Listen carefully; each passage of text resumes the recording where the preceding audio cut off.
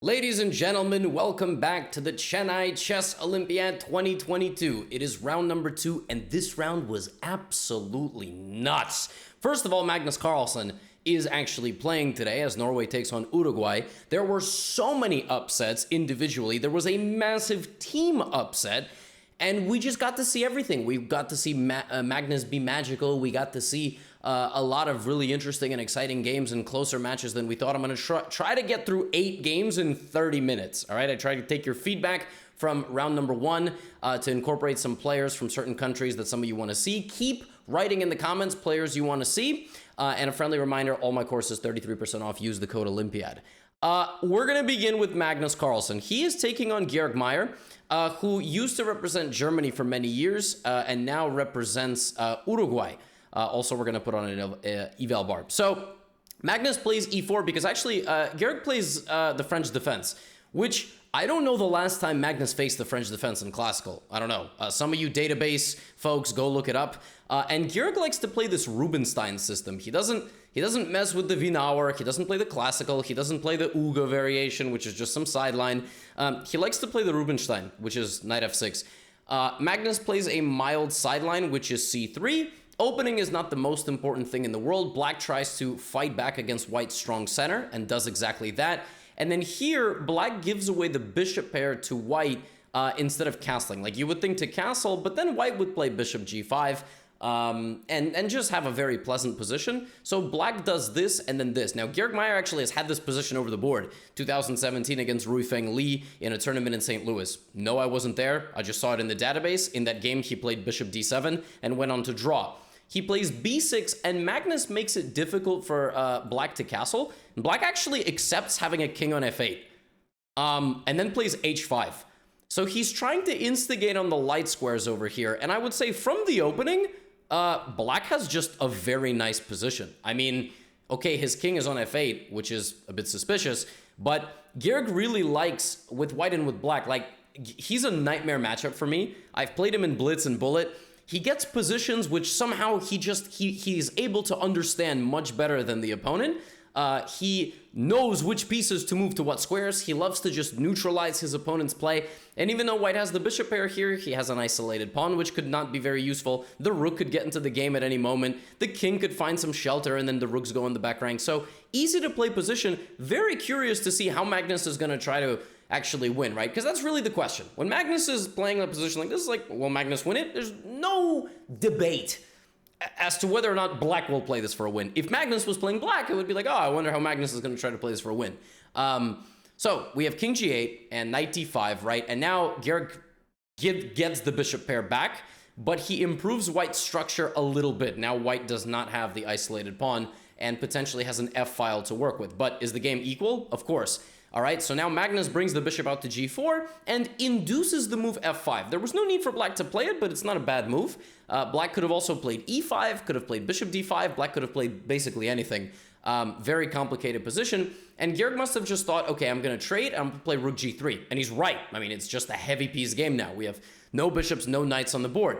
But then here there's, I think with load time on the clock, there's a slight miscalculation. And Georg plays the move e5, which has a tactical refutation. He allows this pawn to hang, and you will see why there's a tactical refutation. Black could have played this. Black could have played rook f8. Could have played a handful of moves, but the refutation is this. You take the pawn, and when they take this pawn and you trade, the rook is overloaded. So the rook cannot protect the queen and the f8 square at the same time. So there's this very nice trick, rook f8 check. Now, Black is not required to lose the queen. If the pawn was on h7, he would, but you have this move. But what happens is after this, I'm able to check you again, threatening my rook to go down to c8. And when all the dust settles, all this pressure for White leads to an extra pawn advantage. Now, will Stockfish hold this against Magnus? 100%. Like, it's not even a debate. A queen endgame down one pawn should be a draw with great play. The problem is it's all about creating practical chances, right? And you'll see here, it's really up to Magnus to figure out what to do. Like, is he going to trade one pawn? Is he going to trade all the pawns? Is he going to trade none of the pawns? He gets to a situation where he has to settle for a position where he gives up A pawns, but he keeps the B pawn on, right? And he has that 2-on-1, and he tries to continue to apply some pressure and safeguard his king from checks and very slowly expanding into the territory, right? Trying to avoid a draw. Queen c5, always threatening a trade at some point. But it's a draw for a while. But okay, now we have h5, right? And Garrett can play gh, queen h5, and you'll notice that that pawn is hanging. But then there's queen h4, king g1, and this will most likely just end in a draw. This is not enough. So we have h5, queen b4, and this endgame. Now, this endgame is a 2-on-1, but most likely it's going to be a 2, and black may have to part ways with that pawn at some point. And again, Stockfish is saying 0-0-0, but if you don't watch this game with an engine, you don't always know how to draw this, right? Because at the end of the day, white's gonna just do this. So there are some super obscure ways to hold this endgame, but Magnus makes sure that there are no checks on his king, and Garrett is constantly under the pressure of the clock as well. Right now we have g4, king g2, king g3, queen f2. Simplifying into a potentially winning endgame. There goes the b pawn. Right now here comes white's pawns at some point, all right? White, I'm sorry if I hit the microphone. White gets as close as possible to that king, and now might be winning. Now, here, apparently, king g8 was the engine's move. And after king g6 with the same idea, there's king f8, which is goofy, like preventing queen e8. Garrett played king h8, and so now he's threatened with back rank mate, b1, bishop, although it could have been a queen as well, and queen b1. Check, king g5. And I'm sure you can use the table base here to figure out whether this is winning or not. Table base, of course, being the database where they use many terabytes of data to solve chess with 6 or 7 pieces on the board. At low depth, my engine was saying that this was holdable. It's most certainly not, I would imagine, because you have to be careful, though. You cannot simplify like this. That's a draw. But there probably are ways to win this with like various forms of zugzwang, like forcing the opponent into a situation where they're unable to check you. But there's always stalemate tricks. There's stalemate tricks like this. And now if you take, it's a draw. So there are stalemate traps, but what ends up happening in the game is Georg is kind of unable to coordinate the pieces in a way that he can, and this already might be losing, but king g8 apparently, what do you want me to say? I'm just here to report the moves. Apparently king g8 was a holding move. You expect to find that, I can't say that you can. And Magnus wins yet another 70 move endgame against an extremely strong player. Yeah, what to do? I mean, and he only gains 2 rating for this, so now he's 28-66. This is incredible. It just makes it look, yeah, it makes it look like it was under control the entire time. Now, I have a few more games for you, okay? We have this game was the first game done of the entire round. It's by Nisipianu, who actually does represent Germany, although has a Romanian name, if I'm not mistaken.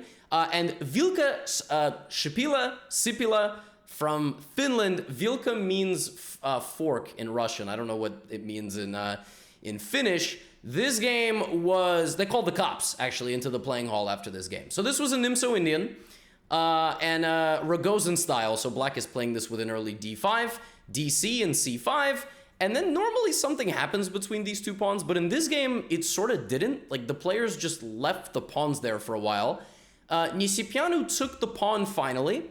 Black damaged white's pawn structure and went after one of the pawns. Okay, so white has a bishop pair, mildly ruined pawn structure, and is gonna try to activate one of the bishops. Okay, black plays knight a5, trying to go here, maybe take control of the c file. Knight a5 is an inaccuracy. I think theoretically black should be playing for e5 and should not really concern themselves with this and try to play for e4 and the activation of the light squared bishop. Maybe after that, knight a5. But knight a5 right away allows white to actually exchange. Like, you would think that white doesn't want to do that because white's like, I have the bishop pair, I'm better. But white does this and then plays knight e5, and yeah, now you see the problem, right? This is why black had to be faster with getting e5 and creating that counterplay, because as you can see, this is blocked. And it gets really bad really quickly. In fact, it gets really bad in 2 moves. Like, black is like, well, I can't develop my light squared bishop this way, right? So anytime you have a combination of two factors, which is all of your pieces are playing, all of white's pieces are playing, and there are things near the enemy king that only the king protects. Only the king protects because of the bad coordination of the pieces. There are sacrifices. And in this position, Nisipianu uncorks knight takes f7. Now, if black doesn't take the knight, they will lose in 5 to 10 moves. If black does take the knight, black will lose. It's m11. From this position, checkmate is completely forced. Now, you technically don't have to see it. You might think m11 is crazy. It's actually relatively easy to see at this level because every move is forced. Rook d7, sacrificing a rook. So now, black is down, black is up a rook, but unable to prevent the queen from getting in. And that's exactly what the queen does behind the pawns, okay? Queen g7 is now a threat, and if you go to protect against that, in comes my bishop. This is incredible. This is one of the most devastating pieces of attacking chess I've ever seen. This would have been made in 1, but after this, now we have another check, forcing the king to the back rank, and the queen just goes to g6. And black allows themselves to get mated, because black is a good sport, not resigning a move before mate. Oh my god. I mean, what? That's a 24... Wait a minute. I think black is a IM. I made a mistake. Wait. Just for official purposes. Sorry, I gave them both GM titles. Vilka Shipila, I think, is a... Really sorry if I'm mispronouncing your name, my guy. That's an international master. But this game was... Oh my. They had to call the Chennai Police Department to escort Nisipianu out for murder after this game. I mean, just... What a game, right? Like, just go boom! Rook d7, and then the queen sliding. Just beautiful game. Beautiful game. Amazing game. The next two games I have to show you are on the Women's Olympiad. I tried to look around for upsets, as always. In this game, we have Maria Jose Granados Ortiz from Nicaragua, if I'm not mistaken. And then black has, like, the best name ever. Marie Antoinette San Diego. Amazing. Named after Marie Antoinette and San Diego. Amazing. This game was also a beautiful game. So it began with a Peer's defense. Sorry, eval bar for some reason is off on every board. And black plays the Peer's, and white plays the 150 attack, which is bishop e3, queen d2. This is one of the best ways to play against King's Indian, Peer's, Dragon Sicilian, any d6 and fianchetto setup by black, Jobava London. And then trying to play like this, because the game plan is actually very simple. Like, you play bishop h6, and then you play g4, h4, h5. Now, if black is unable to deal with this quickly, and black has to deal with this very quickly, black just loses. Like, this is just an auto win for white. Like, black, rook e8 already was even a step in the wrong direction. Like, after f3, you must play b5. You have to counterattack. Because then after h4, you play h5, okay? And if g4 preventing h5, you can actually still play h5, but there are much faster ways to do this. Like, you have to be ready like this. In the game, black hesitated and got all their kind of pieces blocked in, and that's it. Like, white is ready with h5, queen h2, the transfer over here. And by the time black is fighting back on the queen side, like this, it's a little too late because there's king b1. Just a very simple king b1.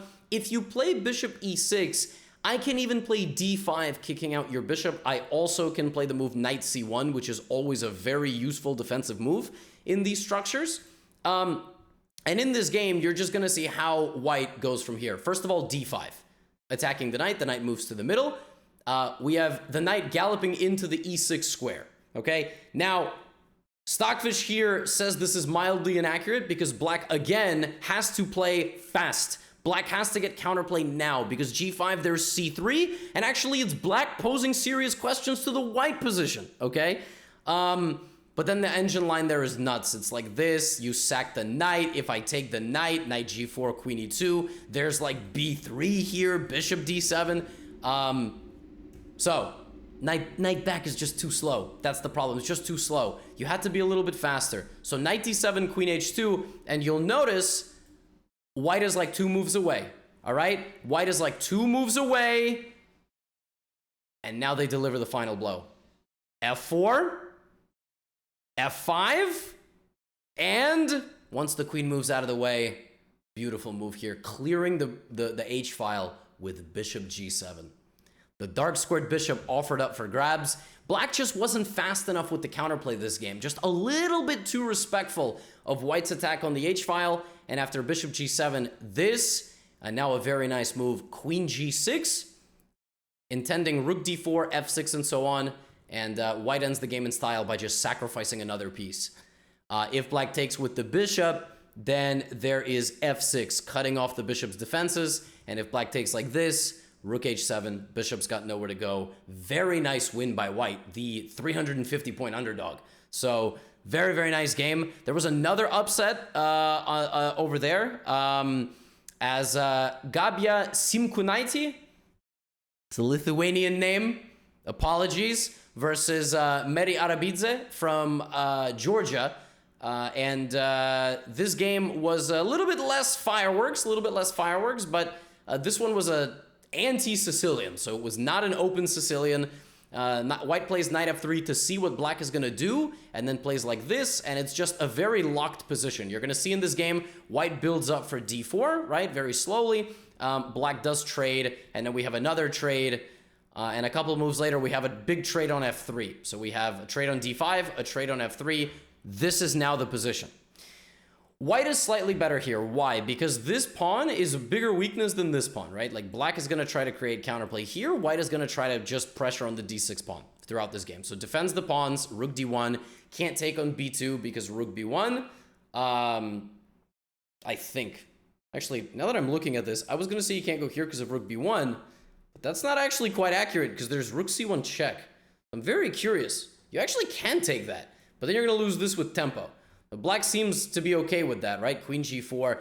What oftentimes... Bishop c1 is a very interesting move. What happens in these games, as I told you in the first recap, as we just pause here, sometimes black wants to win. Sometimes the higher rated player wants to win despite there not being a winning position on the board. And to do that, you have to take risk, right? And you have to make sure your opponent is going to get nervous and not find moves like bishop to e5, right? Queen g5, but now queen d7. And white is like, yo, what are you doing? Like, how are you coordinating your pieces? I have a triple stack on the d file. Your queen is guarding this goofy bishop on c1. That's weak, and that's weak, right? I'm going to have a passed a pawn. There's a lot of problems with the black position. And as Meri Arabidze tries to fight back, white just has to keep a cool head. All right? Trades the queens, and it's just 2 pawns up. And immediately simplifies. That's it. Black just doesn't have any counterplay. So a very nice job by Gabija to trades the rooks, and on top of all that, black's king is completely cut off. Black has nothing. The only thing black could do here is win the a-pawn. The problem is that by the time you win the a-pawn, white is going to win a couple of pawns too. It's now an empty lot of FGH. All white's got to do is start pushing and simplifying. Black tries to not simplify. White tries to harass black's pieces. And here go the pawns, right? King g3, f3, bishop to b6 check. You'll notice actually black is getting back into the game a little bit, probably has to do with some nerves. Now that a-pawn is looking like a problem. So bishop c5, a3, and the sacrifice. So we have now rook bishop versus rook and 3. Probably still winning for white because the black king is cut off, but there are ways to defend this, such as apparently trading the rooks. Apparently if black had traded the rooks here, this is a draw. Because by the time white gets over here and tries to get with the pawns, the king blocks. h6, there's no way. Like, here. So black had to be cerebral enough to realize that actually trading the rooks makes a draw. But by trying to keep the rooks on, she landed herself in more trouble. And now white is back to trying to win this game again by playing king g4 and getting the king to the f5 square. Once the king gets into the position with the pawns, white has much more practical winning chances. Such as, well, rookie, you could have played g6 right away, but all white has to do now is advance at the right moment and they will win the game, and she does. g6 check, king back, g7, and one final trick here. If you promote and make a queen, it might be some stalemate, but there's no stalemate. So rook f8, though, played, and black resigned. A huge upset win. Massive win, beating an IM. That's amazing on the women's side. Now I have a couple more games to show you from the open side. This game between Yordanov and Kozul was a matchup between Croatia and Bulgaria. Black, the 2300 rated player, white playing just a ready. Like when GMs want to beat titled players like FMs, IMs, they're going to play the ready or the Catalan because it's just an effortless opening. You don't really need to try. Like you just, the opponent is going to self-destruct. And in this game, white just sort of got kind of an interesting position from the opening, but black fought back immediately. Black was like, you are not going to bully me. B5. White plays knight e5. And after it takes, there's this very nice idea, knight d7, and all of a sudden, white got a little careless in the opening. Nobody can guard c4. And after e takes d5, what is white to do except simply lose a pawn? What? I mean, in the Catalan, you lose a pawn, but usually you get counterplay. And so now Kozul's like, all right, I'm down a pawn. Let's go checkmate this guy. This guy, I'm not going to let him survive. And this is another very common situation where a low-rated player has to keep their nerves. They're like, oh my God, I'm winning, but I'm getting counterattack, right? Knight d7, bishop d2, beautiful move here by black. f6, well-timed, looking for the queen trade and the simplification. Here. Black's just winning. Black's just completely winning. This is a Catalonian disaster. By white, it backfired. White played a little bit carelessly, and the amazing thing here is not only did black keep his nerves, look how convincingly he won. All his pieces gallop forward. Now he's up 2 pawns and the rooks are in. Rook c1 brings in the knight. One final trick. Rook b1. And a very nice move here. This is a beautiful finish to this game. Knight e1, threatening rook f1, mate. One of the most savage mates I've ever seen as the knight prevents the king's escape. And you can take the rook. It's still mate. Knight e1 is a brutal move. The amazing thing about this game is that Bulgaria won. They won the match. They had another upset. This was the biggest upset, but they won 2.5, 1.5 against the team of 4 GMs. That's a huge win. The team had 1 GM, I think, Bulgaria, if even that. They might have had a team where their top board was a... Hold on, I gotta confirm that. Yeah, Bulgaria has no GMs. It's a 2500 IM, a 2450, a 2300, and a 2200. And they beat Croatia. I think 2.5, 1.5 was the final score. So amazing. Huge upset. Congratulations to them. And we'll see how they can continue on in the event. Now, I have 2 more games for you. I have the pride of Brazil. A lot of Brazilians wanted me to cover the games of Luis Paulo SUPI. And I think Brazil was taking on the Dominican Republic in this round. And their board 1 is José Lisandro Munoz Santana, or Munoz, I imagine. This game was super complicated. So here we have one of the most complicated openings in chess, which is the Semislav structure, which is this kind of triangle by black. SUPI, by the way, I mean, Blitz legend, beat Magnus, trying to get to 2700. And white plays this kind of e4 advance. Now, we saw this advance in the Kozul game, but this is not a Catalan. This is a different thing. And it's kind of well known in these structures that white is just very comfortable. Black has to take some risk to try to create winning chances. And yeah, SUPI does just that. Here he plays rook f8, and white just goes after him. f4. Now, whichever way you take, white has ideas to play e5. Okay, white can play e5. Not right away, but that's a common idea. If you take on f4, e5 just crushing, right? It's just a fork. So SUPI has to fight back. He takes on d4, knight e2, and guards his pawn, sacrificing this e5. Now, SUPI could have played bishop c5 here, but then e5 would have happened all the same. Not to mention b4.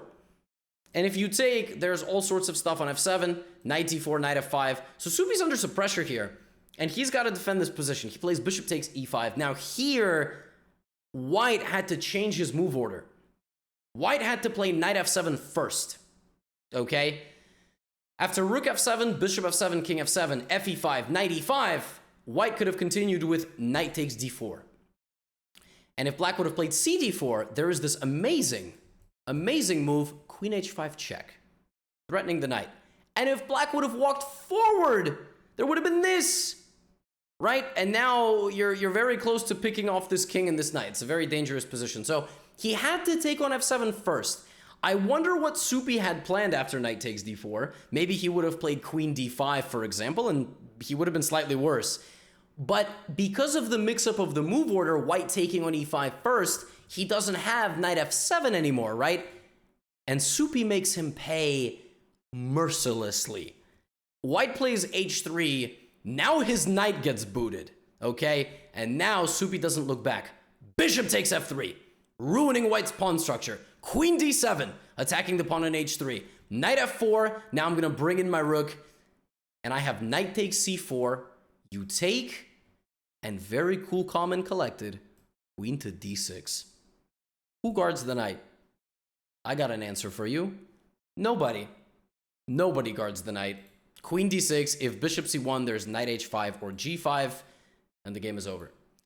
SUPI could have had a few problems if white had played after e5, if white had played this knight takes f7 immediate move, but probably black would have been okay. Black is not losing. Black is just under some pressure, but SUPI gets the job done. I think Brazil won 3-1 or 3.5, and they continue to roll along. Probably SUPI will be getting up into the 26-2700 board one opponents, so looking forward to that. And the final game of today's video is... Actually, wait, I think I have another game for you. I have 2 more games for you, if I'm not mistaken. I don't think I forgot a game. Did I forget a game? No, I did not forget a game. I have 2 more games for you.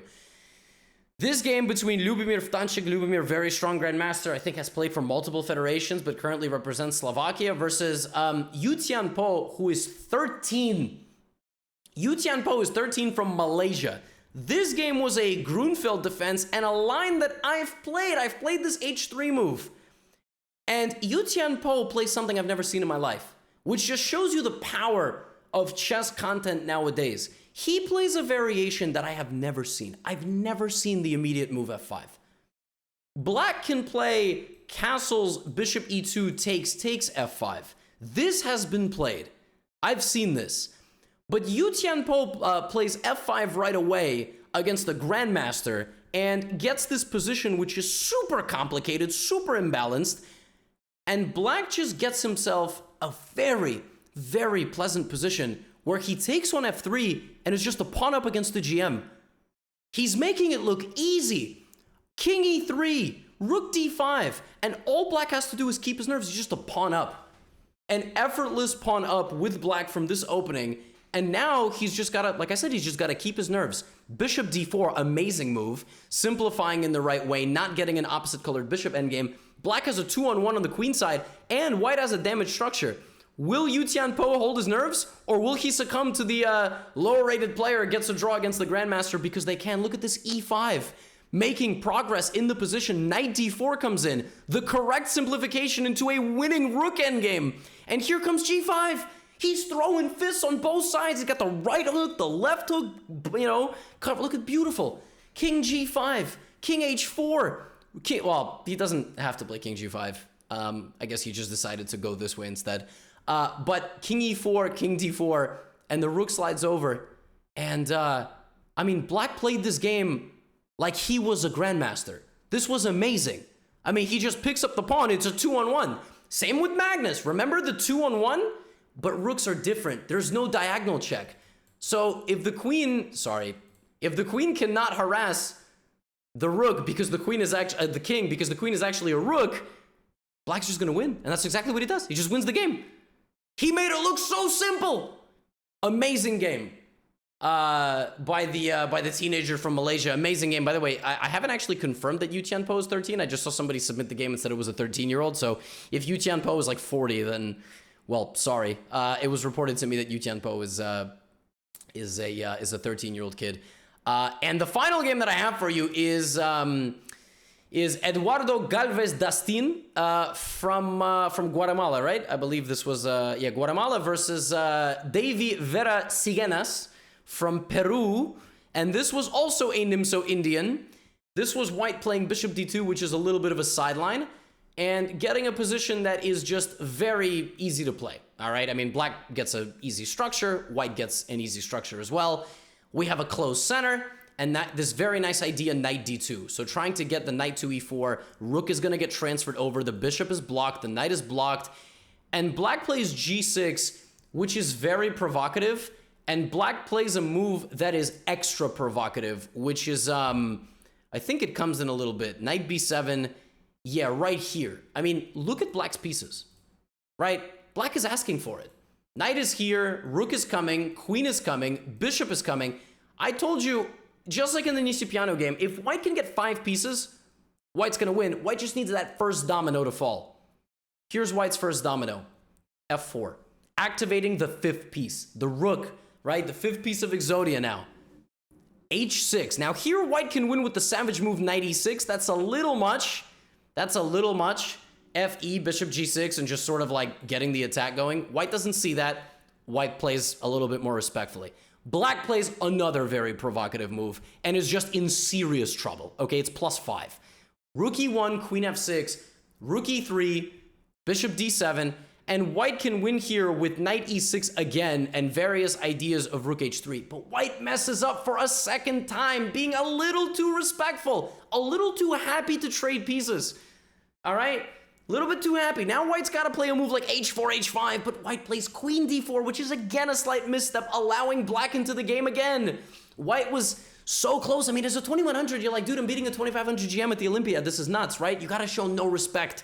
No respect. Rook h3, go for mate, but white shows a little bit of respect here. But, and I guess white was trying to trade queens as well. Black was like, I don't want a queen trade, so I'm going to try to go to h4. And plays the move queen e7. Why is it +3? Because third time is the charm. Black blunders queen h8. Oh! Baiting the king into taking and winning a pawn, and now this is just the winning endgame. Oh my goodness. White did not look back when given a third chance. Queen h8, and black resigns immediately because there's nothing black can do. If you take this as a winning pawn and this is just becoming a queen, if you try to play a6, I have knight b8, and if you try to play a5, a5 is the best way to fight on, but white just literally wins the game. The black knight can never move. Like, that's it. Black just can't move at all. Black just cannot move. King f4, knight c4, I take the pawn. Black resigns. Queen h8 seals the deal for today's recap. I hope you enjoyed the video. Let me know any feedback. 8 games, 32 minutes. This is why you tune into this recap coverage, all right? Not because we're going to do a 3-hour show, but because you're going to get efficient coverage of some of the best games of the round. I will see you for round number 3. Get out of here.